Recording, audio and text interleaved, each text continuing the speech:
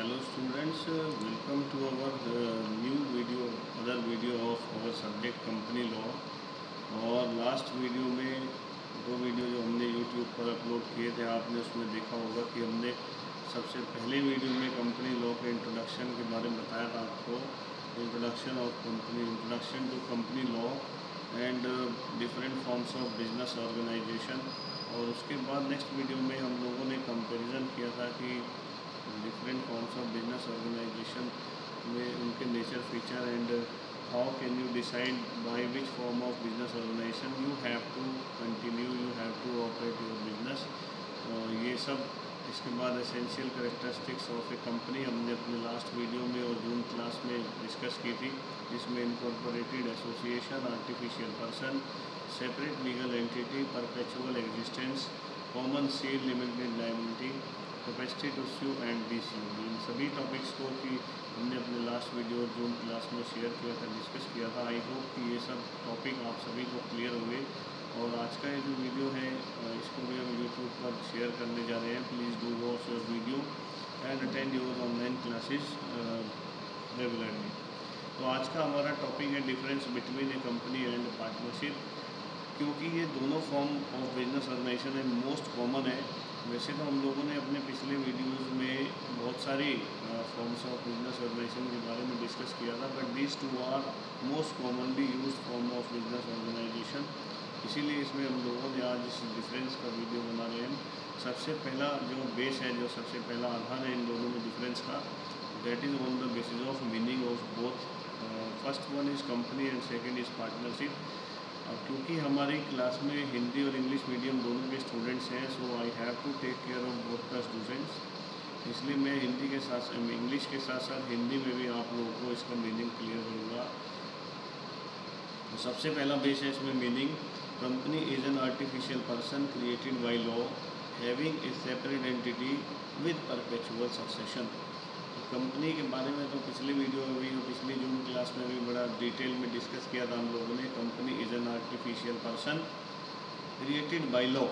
Company एक ऐसा artificial person है जो क्रिएटेड बाय लॉ है।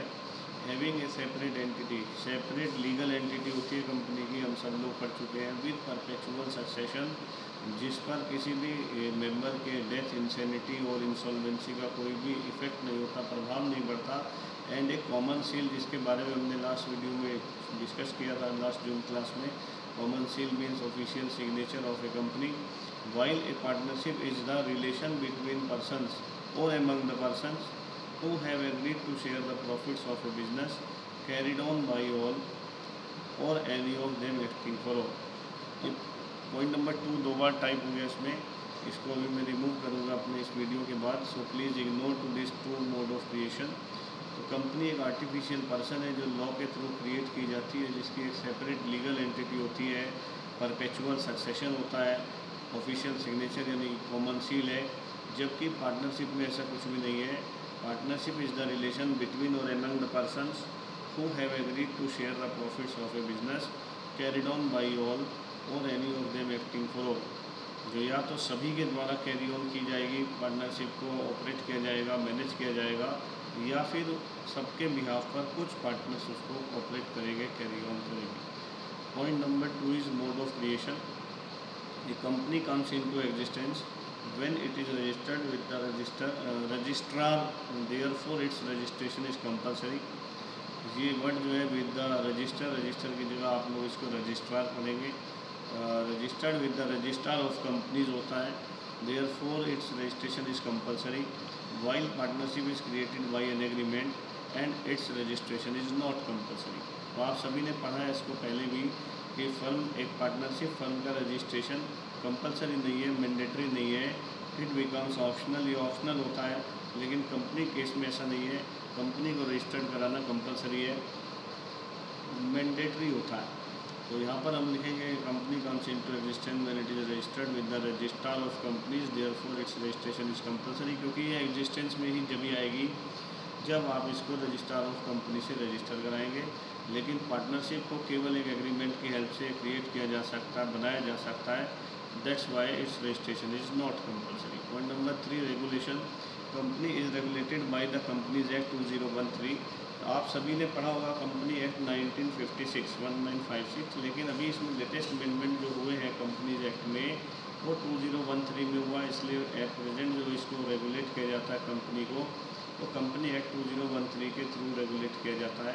While partnership is regulated by the partnership act 1932 1932 में आया था पार्टनरशिप एक्ट को, उसके अकॉर्डिंग ही आपकी पार्टनरशिप को रेगुलेट किया जाता है, यानी जो भी रूल्स रेगुलेशंस हैं उसी पार्टनरशिप एक्ट के अप्लाई होते हैं आपकी partnership firm. Number of members there shall be at least 3 members in a private company and 7 members in a public company while there must be at least 2 partners in a partnership firm. आप सभी जानते हैं इसके बारे में कि प्राइवेट कंपनी में 3 member होने चाहिए कम से कम, पब्लिक कंपनी में 7 मेंबर होने चाहिए, लेकिन पार्टनरशिप में कम से कम 2 पार्टनर्स का होना आवश्यक है। और तो आप देखेंगे तीनों में वेरिएशन है।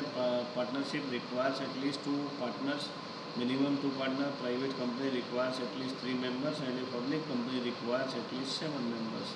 Point number 5 is separate entity. Company is a separate legal entity. आप सब पहले भी पढ़ा है कि कंपनी और इसके जो मेंबर्स हैं उन दोनों की लीगल एंटिटी जो है सेपरेट है, बिल्कुल दोनों की अलग अलग एंटिटी है, डिस्टिंक्ट फ्रॉम इट्स मेंबर्स। यहाँ पर भी क्लियर लिखा है while partnership firm is not a separate entity. Partnership firm को आज तक भी सेपरेट एंटिटी का एक लेवल नहीं मिल पाया, because partnership is a collective name of all the partners. तो यहाँ पर हम ये लिखेंगे company is a separate legal entity distinct from its members, while this is not so in case of partnership firm, because partnership firm is a collective name of all the partners, that's why it is not a separate entity। Point number 6 liability of members। पहले भी पिछली जून class में भी हम लोगों ने study किया था इसके बारे में, liability of members of a limited company. तो देखो नाम से क्लियर है limited company, so obviously the members liability will be limitized, while in case of a partnership firm the liability of a partner is unlimited। Unlimited इसलिए होती है कि जो भी लॉस में भी लॉस हो सकता है इन फ्यूचर, तो जितना भी लॉस होगा partner will share the profit and loss in their profit sharing ratio. तो उसी रेशियो में बांटा जाएगा जिस रेशियो में प्रॉफिट शेयर किया जा रहा है। Next point is property. In case of a company property of the company belongs to the company but the property of the firm belongs to the partners. तो प्रॉपर्टी जो firm की होती है वो पार्टनर्स को बिलोंग करेगी, लेकिन जो कंपनी की प्रॉपर्टी है वो कंपनी की ही रहेगी। Next point is management. A company is managed bye A board of directors elected through its share holders. आप सभी जानते हैं एनुअल जनरल मीटिंग में AGM में बोर्ड ऑफ डायरेक्टर्स को इलेक्ट किया जाता है, इक्विटी शेयर होल्डर्स वोटिंग करते हैं और वही बोर्ड ऑफ डायरेक्टर जो है थ्रू आउट द ईयर पूरी कंपनी को मैनेज करता है। तो इसीलिए यहाँ पर लिखा है कि board of directors are elected through its share holders while a partnership is managed by all the partners और any of them acting for all. अभी पिछली स्लाइड में भी आपने पढ़ा है कि पार्टनरशिप फर्म मैनेज की जाती है बाय ऑल द पार्टनर या फिर कुछ पार्टनर्स के द्वारा एक्टिंग फॉर ऑल, सभी के भी आप। 9 number point transfer of interest. Member of a company is free to transfer shares to any person but a partner cannot transfer his interest without the consent of all the other partners। Company में freely transferable होता है आपका share, आप किसी भी person को transfer कर सकते हैं, लेकिन पार्टनरशिप फर्म में ऐसा नहीं है। पार्टनरशिप फर्म में एक पार्टनर बिना बाकी सभी पार्टनर की अनएनिमस कंसेंट के बिना अपने इंटरेस्ट को किसी भी थर्ड पर्सन को ट्रांसफ़र नहीं कर सकता। So in short I can say share holder is free to transfer his share, or I can say that freely transferable shares are freely transferable in case of a company, while this is not so in case of partnership। Life or existence। The company has a longer life because it is a separate entity and its life is not dependent upon the life of its members, but a partnership come to an end due to death, insolvency और insanity of partner. मैंने पहले भी आपको बताया था, एक point हमने last June class में पढ़ा था, परपेचुअल सक्सेशन।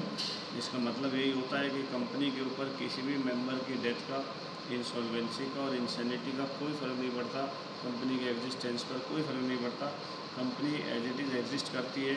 इसका सक्सेशन जो होता है परपेचुअल होता है, लॉन्ग टर्म होता है इसलिए यहाँ पर लिखा गया the company has a longer life because it is a separate entity and its life is not dependent upon the life of its members but a partnership comes to an end due to death, insolvency और insanity of a partner. तो ये point number 10 था कि company के existence पर कोई प्रभाव नहीं होगा, लेकिन पार्टनरशिप में come to an end, partnership खत्म हो सकती है ड्यू टू डेथ, इंसॉल्वेंसी और insanity of partner. Next point is audit of accounts. The audit of accounts of a company is compulsory because ये public company के लिए बिल्कुल mandatory है, because company के shareholder they want to know the actual financial position of the company, so company is bound to be audited. But the audit of accounts of a partnership firm is voluntary. अगर सभी partners चाहें तो partnership firm के audit को optional में रख सकते हैं. That is not mandatory in case of a partnership firm. Winding up, company ends by a process of law. What is that process? That is called winding up of a company, but it requires a lot of legal formalities to be complied with. But a partnership at will, partnership को wind up करना that is much easier in comparison to a company. और जो partnership at will होती है वो केवल एक notice के बेस पर वाइंड अप की जा सकती है, जैसा कि आपके सामने लिखा है, but a partnership at will can be wind up at any time by A notice by any partner. Moreover, a partnership is automatically dissolved on the death, insolvency और insanity of partner.